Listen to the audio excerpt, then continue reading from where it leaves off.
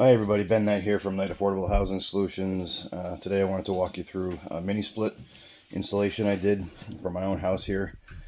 Technically you need a licensed plumber, and I think there's a special certification for doing this. But it's my own house, so I can do that. And so if you have your own house and your own build and you want to do your own project, I would definitely encourage you, because it's really not that hard. It definitely sounds a little more intimidating than it really is. Luckily I had a cousin who has done these in the past, and he helped walk through the process.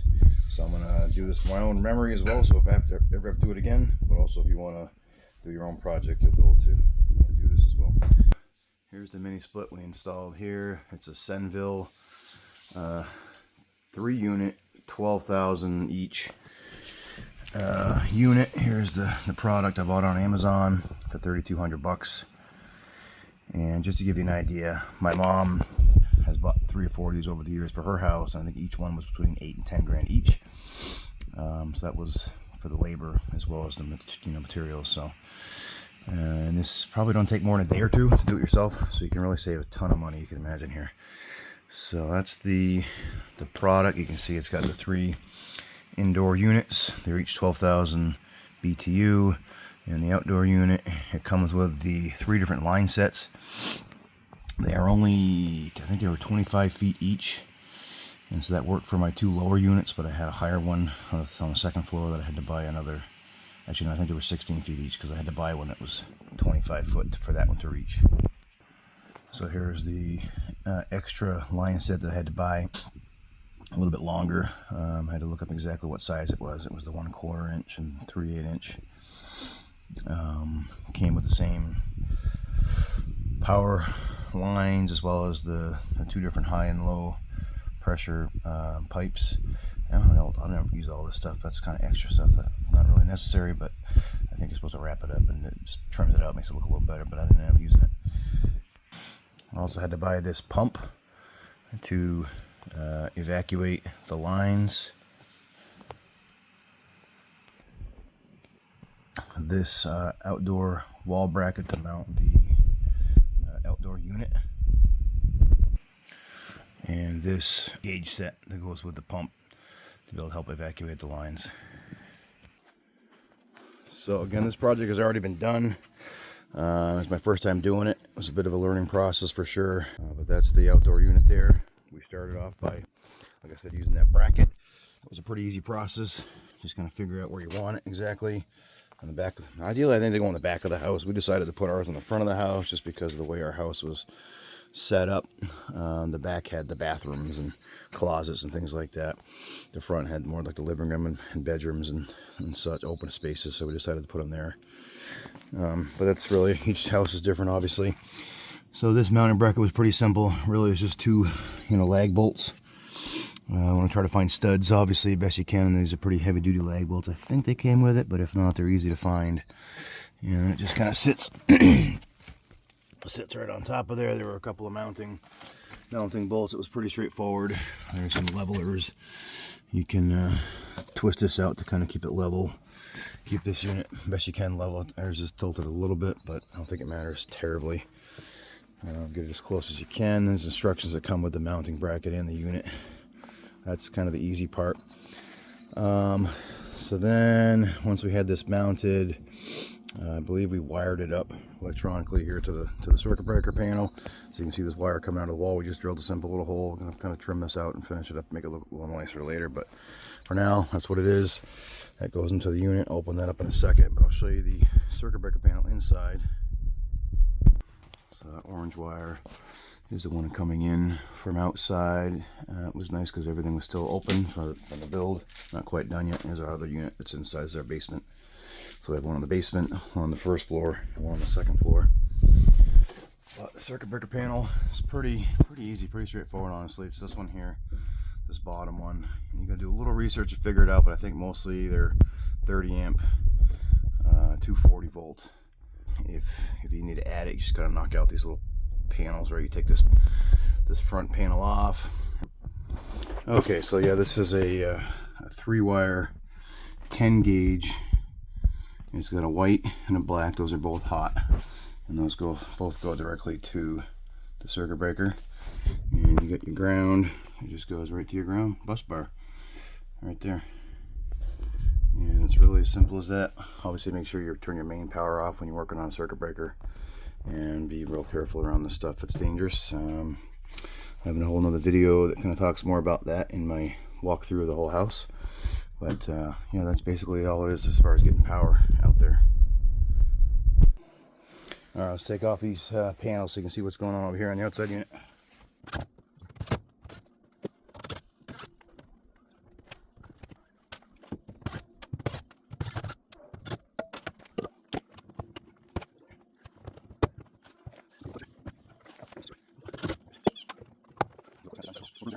Alright, so here's the main power coming from the circuit breaker panel.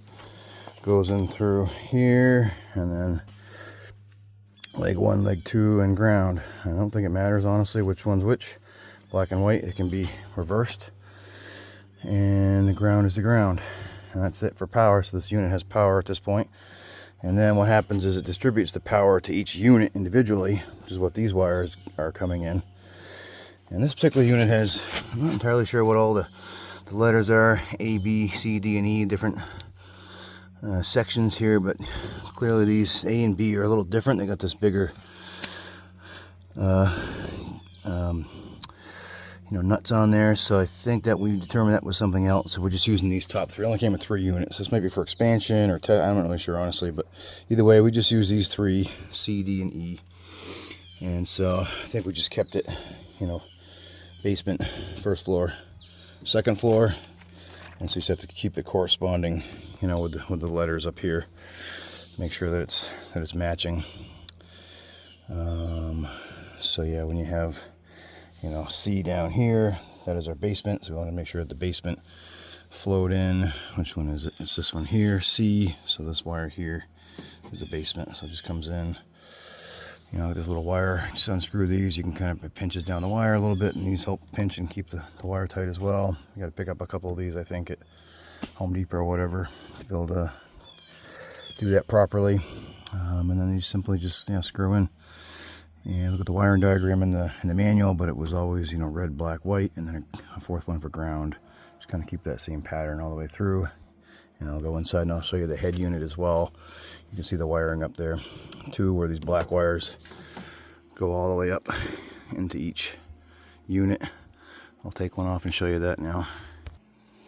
Okay, so you just grab the edges of the bottom here on these, lift it right up, kind of latches in place with a little latch over here. And then we'll just start taking some screws out here. I think first we take off this bottom section. There's a couple of screws, one here.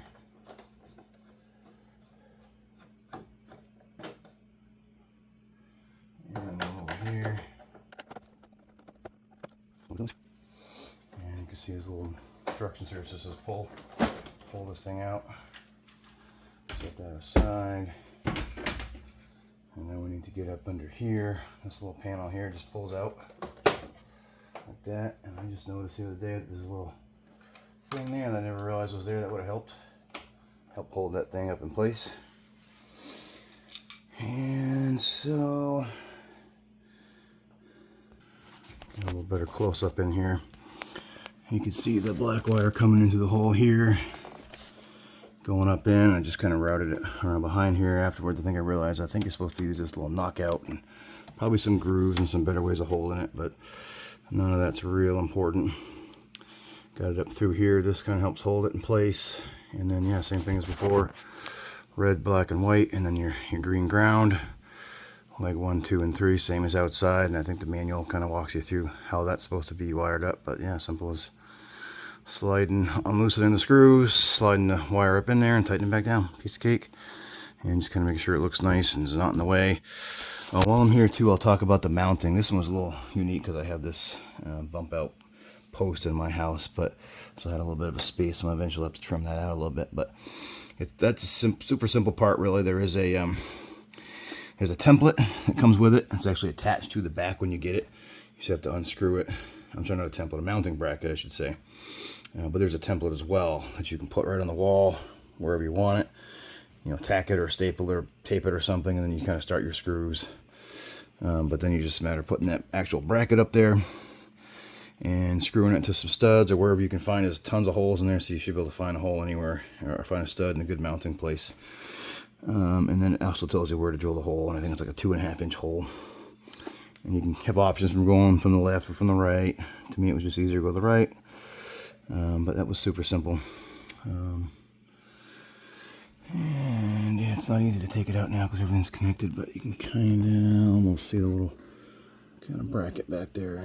Just attach little screws wherever, as many as you can, into whatever you can. But it's not real heavy, so it doesn't take a ton, honestly. On this one too, I'll just show you. There's a little, you unscrew this here, and it comes with like a little USB port. It's like a little, the old thumb drives you plug into a USB, you know, it just kind of plugs up in there, and that's for the Wi-Fi capability, so we can talk to Alexa and have it control the unit through that. So that was real simple as well.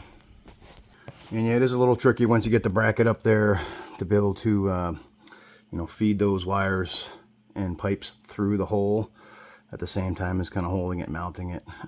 Probably nice to have two people. I was able to do the second one, or the third one rather, by myself. First two I had my cousin help me, but it wasn't too terrible. Once you get, it's only like a, I don't know, a 2-foot section or something sticking out of the back of the unit. So you stick those through the wall, and you go outside and you connect up the rest of the plumbing down from there. So when you get your wires coming out of the house, the first step to do the pipes and wires, first of all, there's 4 different things coming out of the back of the indoor unit, right? You got your electrical wire, that's the black one. You got your white one, that's the drain for any condensation that builds up. They say to keep that one on the bottom if you can, just so gravity can help drain any condensation building up in there. So just keep that as close as you can to the bottom, and make sure there's not any humps and bumps, so the water doesn't get, you know, built up in there and collect. Make sure it's got a good path down so it can drain out properly. And the other 2 are your actual refrigerant pipelines. I don't know if you can see from this angle, but you got a smaller diameter one, that's your high pressure, and your bigger diameter, that's your low pressure. And what's going to happen, you can't see it easily from here, but the manual will show it as well. On your high pressure, the smaller one, you're going to have a little, on the bottom of it, it's going to, both of them are going to have these little black kind of pieces sticking out of them that'll eventually get discarded. But for now, this little black piece you stick up, it's kind of like a valve stem in a tire air filler, right? You're going to push in on this with a flathead or something that'll release pressure built up in the lines, and then it'll retract this little red pin on it. I don't know if they're all different, but that's how this one worked anyway. So you do that first, and you take out the little black connectors that are kind of spun in there, and then you thread in. This is an extra line set I had because I didn't need it, because it was just too small for my second floor, but you can kind of see them pretty well here. You're going to have these little red things. Just take those out. That's just to keep dust and stuff out of there. You can kind of see on this one anyway. So on the other, this is the female side coming out of the wall. You're going to have the male side. So just put a lot of that pipe dope. Whatever you're going to use. I don't have different options out there. What we used was this stuff here, Blue Monster pipe thread sealant. So be fairly liberal. Don't go crazy probably, but make sure all the threads are covered with this. Kind of dab that on there and get it all around all the sides. And then you push up this little flared piece up onto like a little nipple coming out the other side of the male end, and then just thread this up. And the other side has a fixed hexagonal, nut type thing on it, so you want to hold that in place steady while you tighten this one on so the other part doesn't twist. And they say to go up tight and then back it off and then go tight again. And there's a torque requirement, I think. I just kind of went as tight as I could get it without, you don't want to go too crazy and try to torque everything and break everything and twist it and make a bad connection. But it's got a good connection there. You'll test it later if there's an issue. I haven't had any issues yet, but if there is, you'll see it in the next couple of steps here. Oh, and a word of caution too, as you're taking these pipes out of the wall and dealing with these line sets in general, just be careful when you're bending them. I haven't had any issues again yet, but just slowly, maybe with 2 hands, just kind of slowly bend real slow radiuses and just slowly kind of work it to, you can't do 90s obviously with this stuff without some connection and connectors and whatnot, but if you just go slow, bend it out of the wall, slowly kind of bend it down to where you want it and slowly straighten out the pipe until you get it down here, and you're working it around. You kind of figure out how you want to make it look. And you just kind of coiled up the extra here. It's not real pretty, but it's functional. And so then you just slowly work one at a time. Your high pressure, sorry, this one's a bigger one. It's a low pressure. That's your smaller one. Down in the back, that's your high pressure. But same thing down here. Just it's got the male end. I don't know if you can actually tell. Yeah. It's all glued up now, tight. But you'll see there's a male end here. And just get some pipe thread around there, like we did up above, and push this pipe into it nice and tight, and then thread it on there. And again, just give it nice. You gotta get it tight and back it off. Tighten it again. Make sure it's nice and snug on both low and high pressure pipes. And that is it for connecting your wires we did, and connecting your refrigerant lines. And the next steps will be to evacuate with a pump. So I'll show you that part next. So again, here's that kit that I bought. I'm not entirely sure what the requirements are, but it's got to be able to fit onto your ends here. So I'll just twist this off. So you got to make sure you get the right size hoses and things. I think we did have to buy a special connector. It's on the end of, let's see, which one was it? Probably the blue line. The way this is set up took me a second to figure this out, but so the blue side is your low pressure, red is your high pressure. We're not doing anything with the red high pressure side, so we don't even need that red tube, pipe, whatever it is. So we're just going to use the yellow is going to come out of the bottom one here in the middle. The blue is going to be on the blue side. That's your low pressure side. And I'll hook that up here now and show you. But this blue end is going to hook up to your low pressure side here. Okay, and so it came with one connector, I think. We had to buy another one. It was a little slightly different size. It was an adapter from one size to the next. So we had to buy this one here to be able to hook on. But let me get that hooked up and I'll show you. Alright, so it comes with this little hook. You can just spin in and hook in down below on the top here, just help hold this in place while you're and watch it, kind of keep it out of the way somewhere. Hook up our blue line.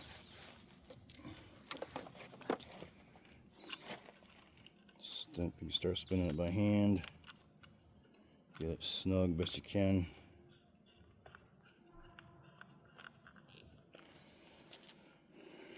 And then it's got this little convenient little tool on the bottom to be able to tighten it right up good. And then we'll do our yellow.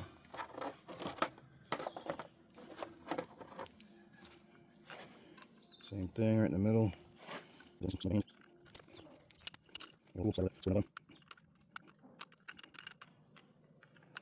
Nice and tight. Okay.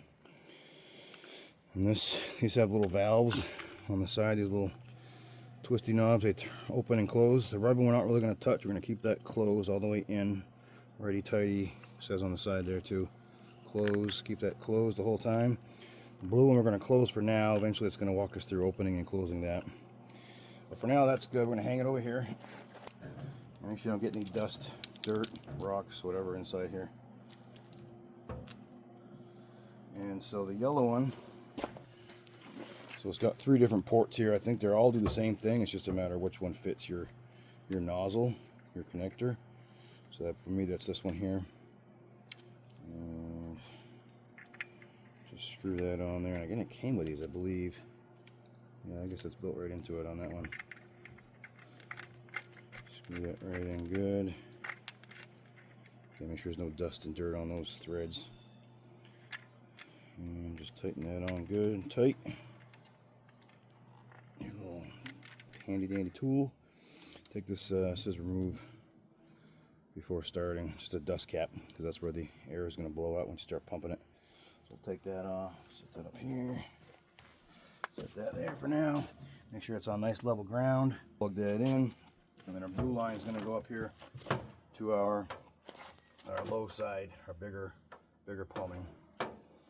And so it has a little stem in there, you can see So it's going to activate it's going to open up that line once you do it all the way. So we'll follow the instructions here in a minute, but I'm just going to loosely connect it for now. I'm not going to actually connect it all the way. Alright, it's air evacuation. This is the trickiest part for me. So we'll kind of go step by step. So let's connect the charge hose of the manifold gauge. That's the manifold gauge. Charge hose to the service port on the outdoor unit. Low pressure valve. Low pressure valve service unit. So that's connected up. Connect another charge hose from the manifold gauge to the vacuum pump. Okay, that's the yellow line. To the vacuum pump. Open the low pressure side of the manifold gauge. Keep the high pressure side closed. Alright, so that's what this is they're talking about here. Is this blue valve on the side here. So we turn that lefty loosey all the way up, open that all the way up.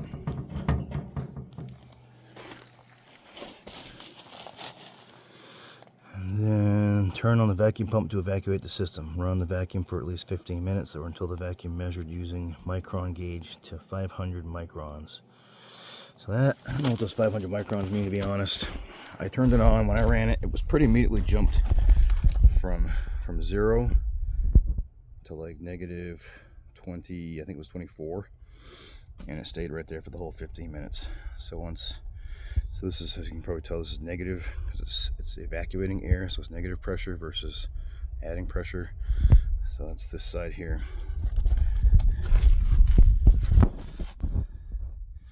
And then so once we got it for 15 minutes, it's saying close the low pressure side of the manifold gauge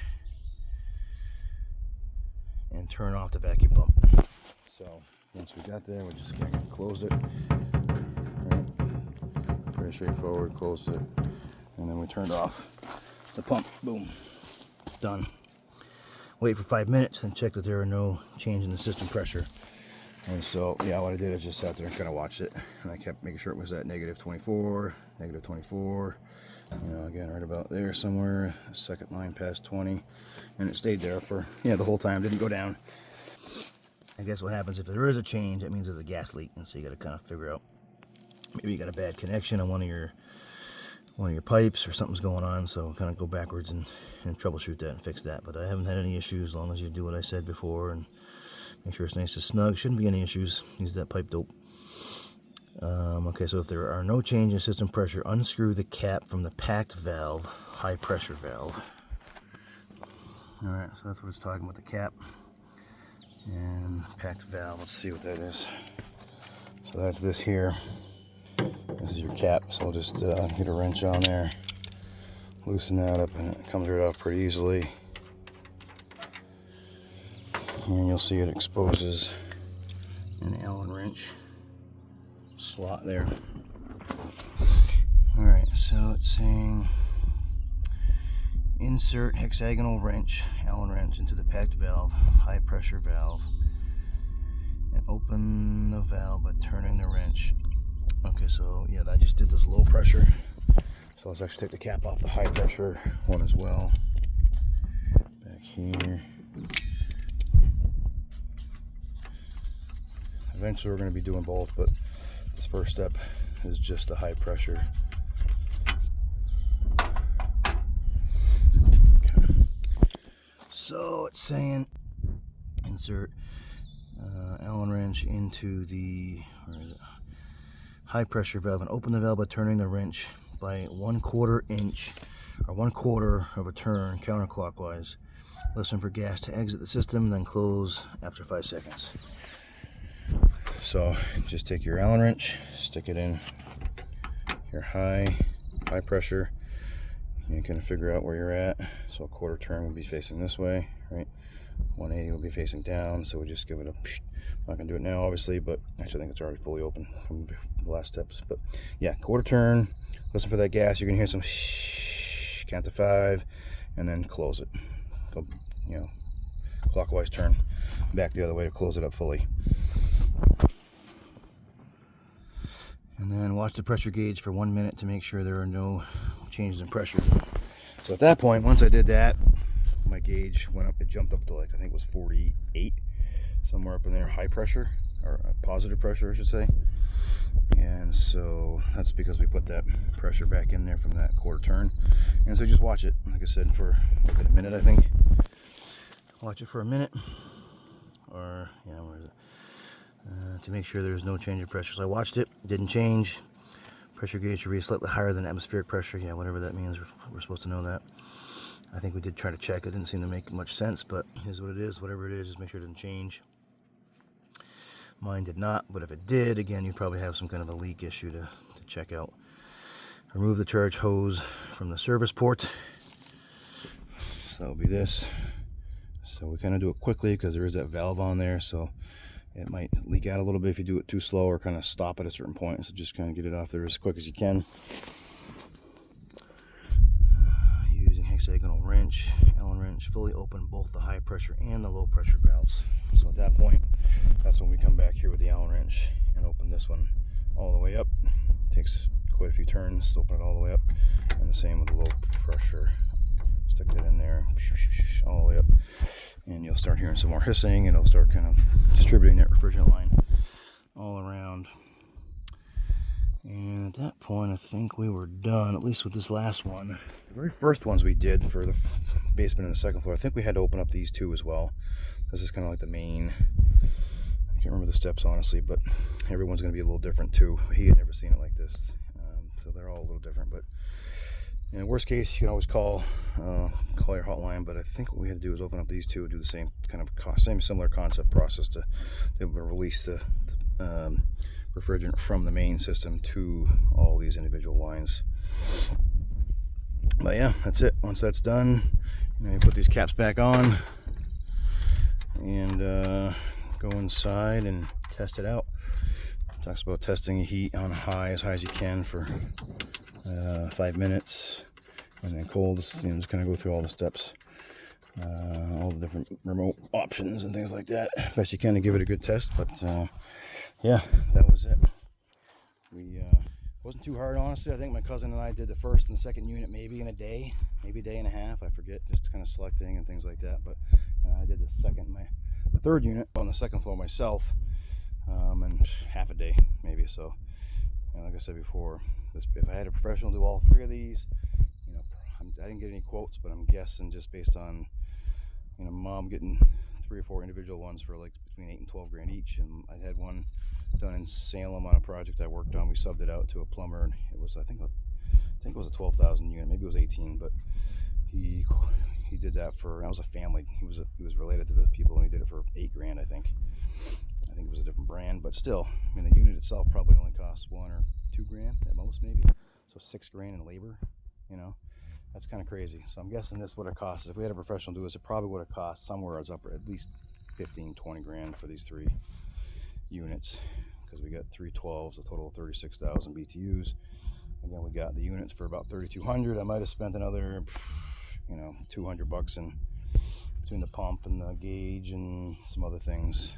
I did get the one bigger line set, so maybe $300. So a total of $3,500. So we saved, a good amount of money, probably 15 grand, I would guess, somewhere between 10 and 15 at least, for a day's work, 2 days work, and a little bit of research. It wasn't really that complicated, honestly. I was a little nervous, but my cousin had done them, and he helped walk through it. So yeah, it's all doable, guys. Give it a try. It's okay to fail a little bit. I mean, this stuff's a little more dangerous because you're working with refrigerant lines and electricity and stuff, but it's still doable. If you're halfway handy and got a few tools and the inclination and the time, I would recommend absolutely trying it. We are available for consultation. Maybe not for electrical and plumbing type things, but for carpentry and basic DIY handyman type things. Reach out to us, find us online, nightaffordablehousing.solutions.com. We are in New Hampshire, but willing and able to travel. So that's it for this time, guys. Thanks for watching.